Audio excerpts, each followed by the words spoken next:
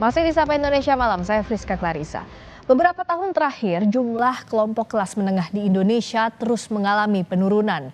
Dalam 5 tahun terakhir, jumlah kelas menengah Indonesia yang turun kelas mencapai 9,48 juta jiwa. Kita lihat data-datanya, data BPS menunjukkan tahun 2019, jumlah kelas menengah di Indonesia mencapai 57,33 juta jiwa atau sekitar 21,45 dari total jumlah penduduk. Dalam waktu 5 tahun atau di tahun 2024 ini, jumlah kelas menengah Indonesia turun menjadi 47,85 juta jiwa atau 17,13%.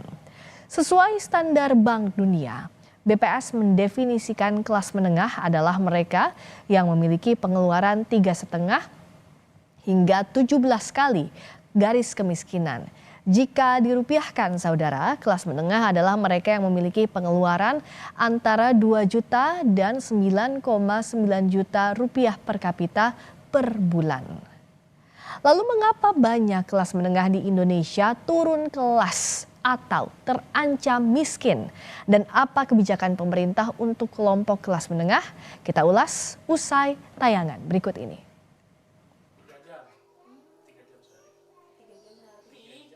Ubaidillah atau Ubay merupakan salah satu pekerja lepas atau freelance di bidang digital marketing. Sebelum menjadi pekerja lepas, pria 32 tahun ini pernah bekerja di sebuah perusahaan. Namun pada bulan Agustus 2023 lalu, Ubay terkena PHK. Sebagai pekerja lepas, Ubay harus mengambil beberapa pekerjaan sekaligus demi memenuhi kebutuhan keluarganya. Meski telah mengambil banyak pekerjaan, namun penghasilan yang didapat masih jauh jika dibandingkan saat bekerja sebagai karyawan perusahaan. Ubay kini harus pintar-pintar mengatur pengeluarannya. Ia juga berharap pemerintah memberi perhatian khusus kepada kelompok kelas menengah seperti dirinya. Untuk pengeluaran sih paling yang kita nggak penting-penting kita kurangin jajan-jajan di luar. Kalau teman-teman UMKM bertanya kenapa omsetnya menurun, salah satunya pasti banyak orang yang seperti saya nasibnya gitu. Jadi ongkos budget buat jajan kita kurangi gitu. Jadi kita beli hanya untuk kebutuhan pokok saja. Saya tahu untuk orang kelas di bawah itu udah ada BLT kan, bisa dijamin BLT apa segala macam, keluarga prasejahtera lah programnya gitu. Nah untuk kami ini kan nggak ada, dikasih bantuan nggak pantas kan, dikasih dianggap orang kaya tapi nggak kaya. Pas kita lagi normal dipajekin. Nah itu kan pikirin kelas menengah juga, karena gimana pun kelas menengah yang menopang ekonomi ini kan. Kami yang membeli, yang belanja produk-produk teman-teman UMKM gitu. Yang itu kelas bawah yang dapat BLT gitu. Kalau kami nggak ada, mereka malah itu BLT doang dong. Dan nggak, jelasnya nggak cukup. Kurang 6 bulan sekali itu juga masih ada kena potongan-potongan kan gitu. Jadi lebih banyak pikirin kebijakan untuk kelas menengah sih paling ya. BPS mendefinisikan kelompok kelas menengah adalah mereka yang memiliki pengeluaran antara 2 juta hingga 9,9 juta rupiah per kapita per bulan. Dalam beberapa tahun terakhir, jumlah kelompok kelas menengah di Indonesia terus mengalami penurunan. Data BPS menyebut dalam 5 tahun terakhir, jumlah kelas menengah Indonesia turun hingga 9,48 juta. Pada tahun 2019, jumlah kelas menengah Indonesia mencapai 57,33 juta jiwa atau 21,45% dari total penduduk. Di tahun 2024, jumlahnya berkurang menjadi 47,85 juta jiwa atau hanya 17,13% dari total penduduk. BPS menyebut penurunan jumlah kelas menengah ini karena efek pandemi COVID-19. Kami mengidentifikasi masih ada scarring effect dari pandemi COVID, Pak, terhadap ketahanan dari kelas menengah, di mana di tahun 2021 itu kelas menengah jumlahnya menjadi 53,83 juta ya dengan proporsi 19,82%, dan terakhir di tahun 2024 jumlahnya 47,85 juta dengan proporsi 17,13. Sementara Presiden Joko Widodo menyatakan penurunan jumlah kelas menengah terjadi di hampir semua negara. Menurut Jokowi, hal itu terjadi karena kondisi ekonomi global turun serta dampak COVID-19 2-3 tahun lalu. Itu problem terjadi hampir di semua negara karena ekonomi global sedang turun semuanya.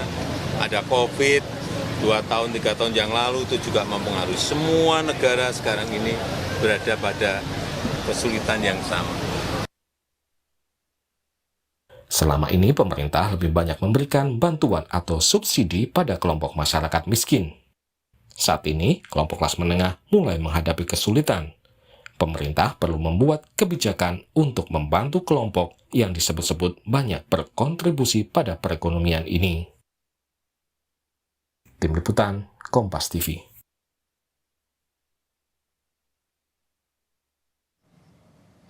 Kita ulas fenomena turunnya jumlah masyarakat kelas menengah di Indonesia bersama Ubedillah Pratama Rofiansyah, salah seorang pekerja lepas yang mungkin bisa mewakili kelompok kelas menengah, dan juga ada peneliti senior Indef Tauhid Ahmad. Kami juga sudah mengundang perwakilan pemerintah maupun DPR RI, namun tak ada yang dapat hadir pada dialog malam hari ini. Selamat malam Mas Ubed, juga Mas Tauhid. Selamat malam, Mbak Priska. Selamat malam. Saya ke Mas Ubed dulu. Mau tahu ceritanya. Sebenarnya kan Mas Ubed tadi seperti di tayangan dulu karyawan, lalu kena PHK, lalu sekarang jadi freelance. Nah, kalau untuk saat ini pengeluaran terbesar setelah jadi freelancer ini apa saja, Mas? Pengeluaran terbesar paling di belanja bulanan sama cicilan rumah deh. Oke. Itu kebanyakan. Dan untuk, maaf saya tanya, kalau untuk penghasilan dan pengeluaran per bulannya kira-kiranya saja itu berapa, Mas? Penghasilan? Iya, penghasilan dan juga pengeluaran. Penghasilan di sekitar 8, pengeluarannya juga kurang lebih segitu. Oke, artinya hampir tidak ada tabungan begitu ya Mas Ubed ya? Betul, tidak ada tabungan. Ya, dan betul. Nah, setelah jadi saat ini mengambil kerja freelancer, apa kesulitan yang dialami? Misalnya kalau waktu jadi karyawan misalnya kan masih ada asuransi biasanya demikian. Nah, untuk saat ini seperti apa? Ya itu, yang pertama pasti hilang gitu ya. Benefit-benefit seperti asuransi swasta, bonus tahunan, terus kemudian yang pasti kepastian sih ya, kepastian dapat gitu. Emang ada beberapa klien saya yang sudah pasti per bulan dapat segitu, tapi yang lain kan belum tentu. Kadang nggak ada, namanya juga pekerja lepas ya. Jadi kadang ada, kadang enggak. Jadi angka yang saya sebutkan tadi itu sangat fluktuatif sebenarnya. Iya, tergantung pekerjaan lepas apa yang sedang didapatkan bulan itu begitu ya Mas Ubed ya. Nah, apalagi sekarang perusahaan yang saya kan di bidang digital ya. Ya. Mungkin di berita yang lain juga, Kompas sudah pernah bahas juga soal startup pinter ya. Jadi salah satu yang bikin mereka karena mungkin budget buat marketing atau buat promosi itu berkurang, jadi budget untuk mempekerjakan orang seperti kami juga berkurang gitu. Jadi mereka juga ngerem pengeluaran sebenarnya gitu. Iya, jadi ya kan berdampak juga gitu. Ya bisa jadi terancam juga begitu ya, tanda kutip apa yang Mas sekarang kerjakan bisa jadi nanti tidak ada pos itu begitu ya Mas Ubed ya? Betul. Kalau untuk tadi pengeluaran terbesar antara lain belanja bulanan. Nah, boleh dirincikan apakah misalnya ada juga konsumsi belanja bulanan ini, lalu juga ada cicilan atau apa biasanya? Dirincikan ya, kalau bulanan biasanya kan kita belanja bulanan yang di supermarket itu ya misalnya ya.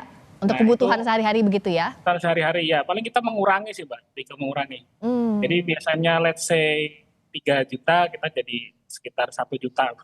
Jadi ngurangin jadi kebutuhannya kira-kira nggak perlu ya, yang kira-kira sifatnya jajan itu, benar-benar kami kurangi gitu. Apalagi jajan yang sifatnya di teman-teman UMKM ya. Kebetulan saya juga suka kulineran gitu. Nah itu suka kami potong di situ. Mungkin itu juga jadi jawaban kenapa teman-teman yang jualan UMKM juga sepi. Saya yakin juga banyak orang seperti saya. Karena konsumen terbanyaknya kelas menengah begitu ya Mas Ubed ya? Iya, sedang ngerem pengeluaran gitu. Tapi pengeluaran yang menunjukkan demikian kan tadi. Betul. Nah kalau pengeluaran terbesar yang tidak bisa direm, artinya misalnya yang wajib sekolah anak, ini kan biasanya pos yang terbesar. Lalu adakah cicilan rumah misalnya dan cicilan kalau saya rumah, karena anak baru TK, jadi mungkin terlalu pikiran ya.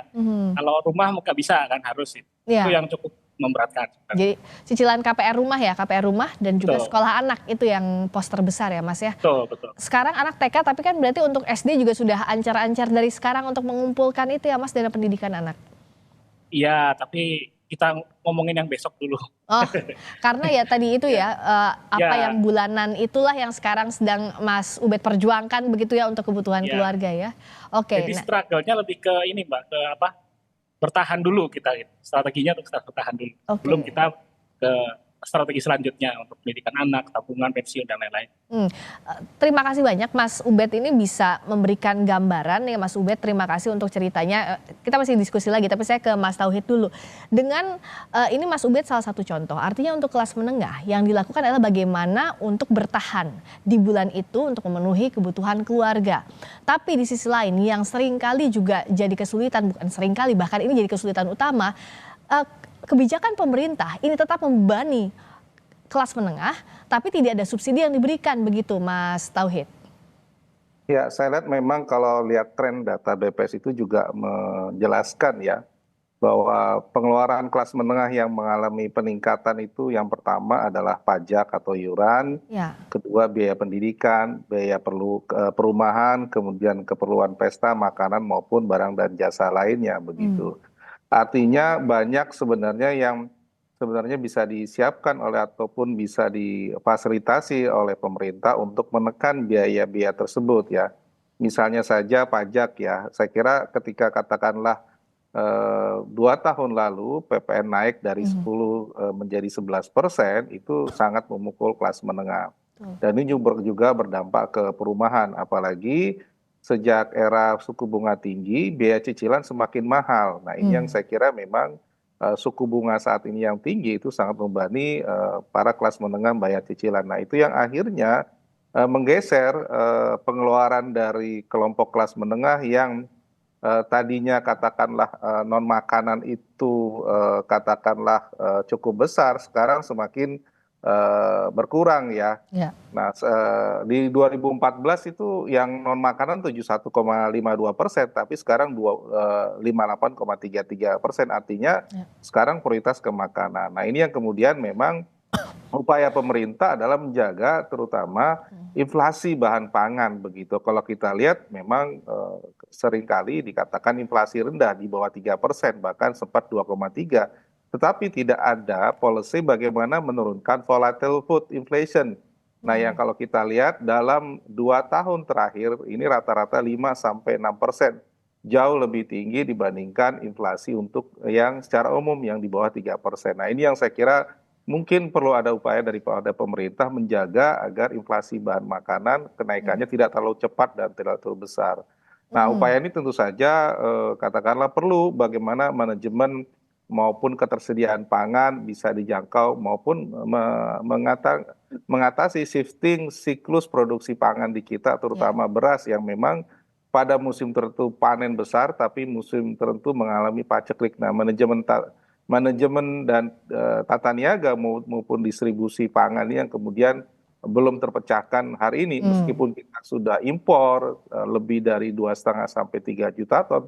Tapi rata-rata beras menjadi penyumbang kenaikan pangan dan ini akhirnya mendera katakanlah kelompok kelas menengah. Jadi tata niaga pangan juga ini jadi salah satu kendala. Oke, Mas Tauhid, tapi kalau kita terakhir merujuk ke pernyataan Presiden yang menyebut bahwa hal ini fenomena global ketika ditanya soal fenomena menurunnya kelas menengah. Nah, benarkah demikian? Apakah memang semua negara mengalami penurunan jumlah kelas menengah, Mas Tauhid?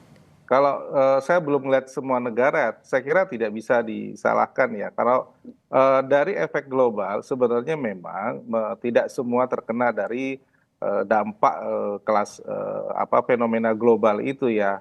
Mungkin yang dirasakan dari fenomena global adalah kenaikan suku bunga pinjaman terutama untuk kredit kepemilikan kendaraan maupun kredit itu semua memang mengalami kenaikan sejak The Fed juga menaikkan suku bunga berpengaruh juga ke kita.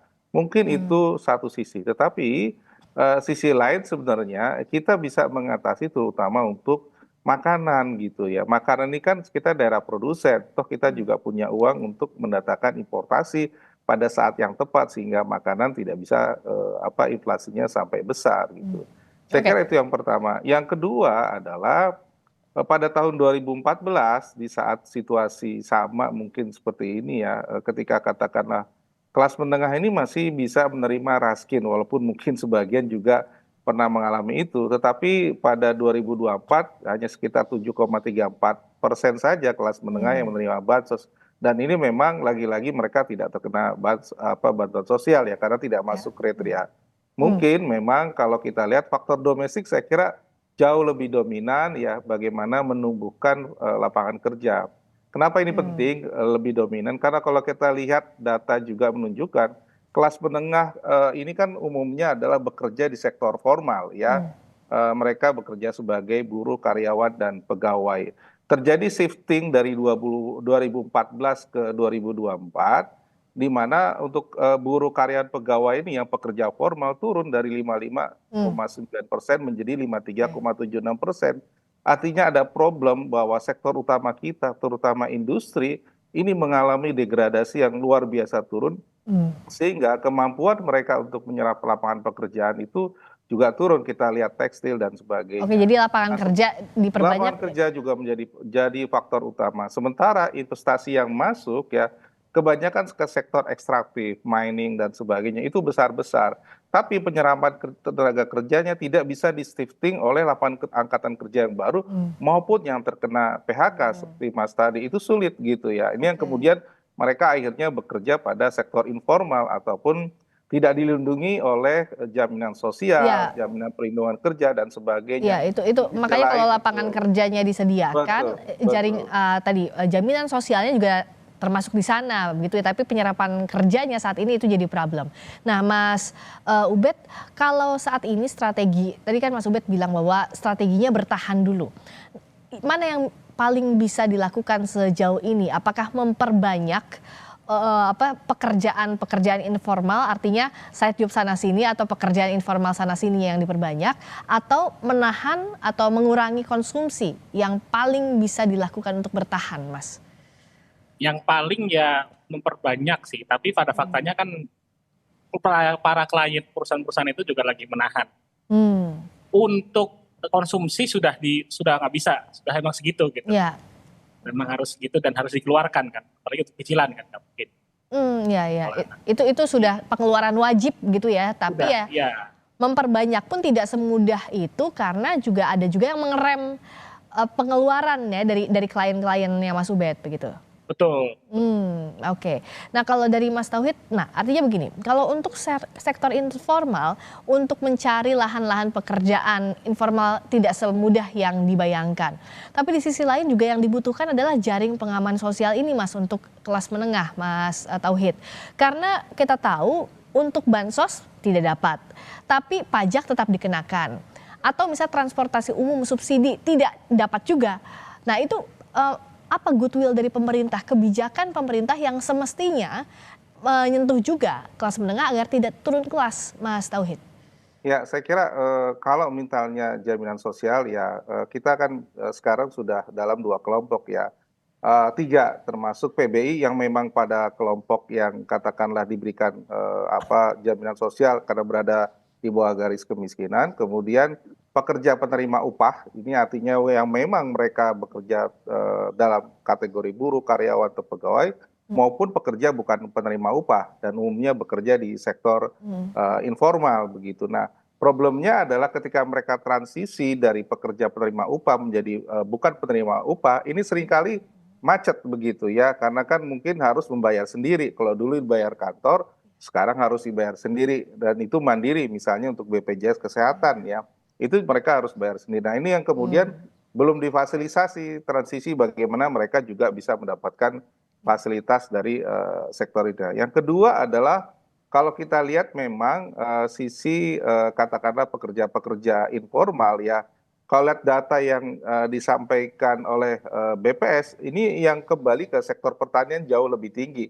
Sebenarnya sebagai cadangan ya, karena mereka tidak punya pilihan lain. Nah, pekerja informal itu akan tumbuh ketika pekerja formalnya juga semakin tinggi, begitu, semakin tumbuh tinggi. Jadi mereka katakanlah mendapatkan katakanlah penghasilan lebih baik kalau sektor formalnya juga ikut naik, begitu. Jadi Jadi formalnya itu harus didorong, nanti informalnya juga mendapatkan tambahan yang lebih baik.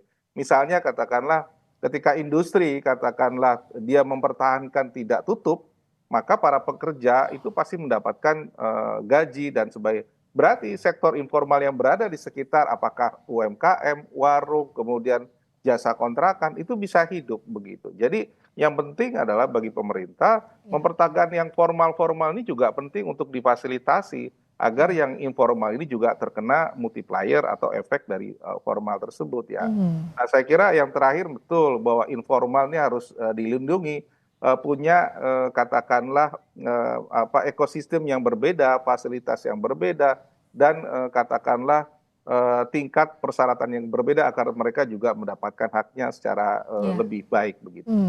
Kalau dari Mas Ubed, adakah harapannya Mas Ubed begitu ya dari Mas Ubed pribadi untuk kebijakan pemerintah agar menunjang untuk kelas menengah ini tidak turun kelas begitu, Mas Ubed? Kalau dari saya yang paling bisa dilakukan ya soal pajak sih, jangan ditambah-tambah Pajak ya. lagi. Terus subsidi kendaraan umum ya, ada wacana kereta mau untuk orang yang berKTP NIK daerah tertentu saja, itu kebijakan aneh. Jadi nggak boleh ada kayak gitu, karena itu benar-benar ngebantu banget ya, orang dari berbagai kelas bahkan gitu ya. Terus ya itu tolong pikirkan, saya nggak tahu detailnya seperti apa untuk kelas menengah ini ya, biar nggak turun kelas atau biar nggak turun kelas menjadi kelas yang miskin gitu. Tapi yang memberatkan di antara lain ya tadi pajak itu ya Mas ya, sama hak transportasi umum. Iya, PPN mungkin. Terus ini mungkin saya nggak tahu ya, untuk kebijakan perumahan khususnya yang kena bunga floating kan saya tahu itu ikut The Fed, ikut BI lah. Iya. Mungkin ada kebijakan khusus dalam kondisi seperti ini, nah itu bisa kita tetap bayar. Cuman mungkin bunganya bisa direm dulu, jangan naik dulu gitu. Jadi kebijakan khusus gitu. Pada saat COVID dulu kan ada di beberapa beberapa orang secara random mendapatkan hak untuk nggak bayar 1 atau 2 bulan gitu. Itu random gitu. Mungkin itu bisa dilakukan lagi agar lebih meringankan dengan lebih sistematis. Iya. Jadi kalau Mas Tauhid, kita sama-sama mendengar juga ini ceritanya Mas Ubed dan juga berbagai pihak lainnya, bahwa yang memberatkan seringkali di potongan pajaknya. Ada pajak naik, kelas menengah tetap kena. Terus transportasi umum, subsidi misalnya BBM tidak dapat. Atau transportasi umum mau ada wacananya meskipun masih dikaji soal NIK ini. Apakah pemerintah sejauh ini tidak sensitif terhadap kelas menengah, belum pro terhadap kelas menengah, Mas Tauhid? Ya, kalau kita lihat sebenarnya mungkin pemerintah sudah memikirkan ya, tetapi lagi-lagi ada tuntutan begitu yang lebih besar sehingga seringkali kelas menengah yang dikorbankan sebagai tulang punggung untuk katakanlah pajak dan sebagainya ya. Ketika dulu kami pernah memperkirakan bahwa akan terjadi perlambatan ekonomi ketika PPN naik ya dari 10 ke 11 dan kemungkinan nanti 11 ke 12 2025 itu akan dampaknya akan sama begitu. Tapi kan ini maju terus begitu ya. Ini efeknya ya. Memang pajak naik tapi ekonomi akan agak lambat. Itu selalu pajak akan pisau bermata dua begitu ya. Kalau terlalu tinggi maka masyarakat yang akan keberatan. Nah, saya kira memang ya pemerintah memang harus ikut lebih dalam lagi, ikut aware lagi ya soal tadi kereta. Saya kira sepakat begitu. Di banyak negara maju transportasi publik bahkan sangat murah sekali gitu agar menjadi insentif orang dari kendaraan pribadi yang bikin macet Jakarta bisa ke transportasi publik begitu ya.